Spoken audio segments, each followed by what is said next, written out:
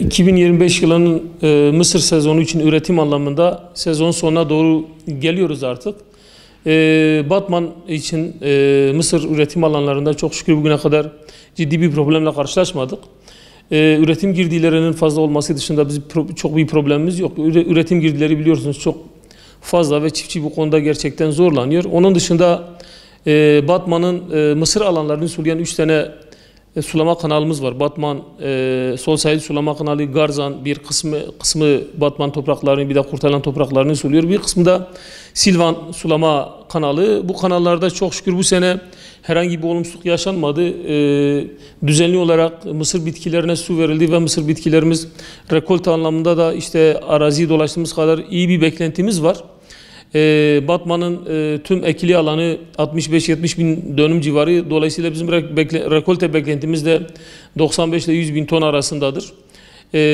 Tabii şu anda çiftçilerimiz artık son sulamalarını yapmaktadır. Sanırım bir 5 gün, bir hafta içerisinde artık randıman suyu dediğimiz daha iyi, yani kalite ve randıman anlamında Mısır'ın daha iyi bir kalite noktasını yakalanması için son sular verilecek. Tahminimce 15 gün içerisinde ortalama olarak hasat başlayacak. Hasadın bu sene yine çiftçilerimiz için bereketli geçmesini diliyoruz.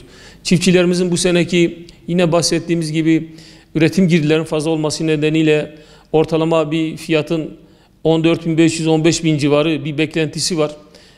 Böyle yani, çünkü günümüzde artık enflasyonun çok yüksek olması ve sene başında ve sene sonundaki girdilerin ortalama birim fiyatlarının çok farklılık göstermesi nedeniyle ancak böyle bir fiyatın üreticiyi kurtarabileceği dillendiriliyor. Dolayısıyla beklentileri o yöndedir. Şu anda çiftçimizin gözü yani gelecek iyi bir fiyattadır.